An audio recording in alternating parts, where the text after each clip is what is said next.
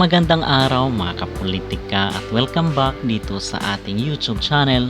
Usapang Miss Universe Philippines 2025 pa rin po tayo. At bilang suporta natin dito kay Atisa Manalo ay patuloy po siyang pinag-uusapan, trending at viral itong ating pambato dito sa MUPH 2025. Dahil sa angking ganda at talagang pasabog ang introduction ni Atisa Manalo dito sa nasabing beauty contest. At in fact ay binalita nga po itong si Atisa Manalo ng GMA News bilang pambansang manika.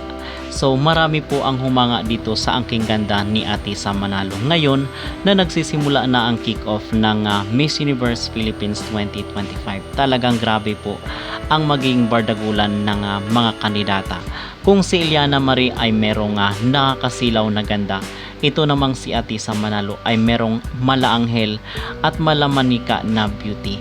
At usap-usapan po itong dalawang kandidata ngayon dito sa mundo ng social media dahil sila ang mga frontrunner at masasabi natin na star of the night.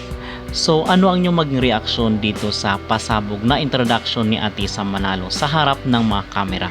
Kayo ba mga kapolitika ay na-amaze at nasilaw dito sa ganda ni Atisa Manalo? Mag-comment down below at huwag kalimutang mag-like at mag-subscribe na rin kayo para updated kayo sa ating mga latest issue. Suportahan po natin si Atisa Manalo.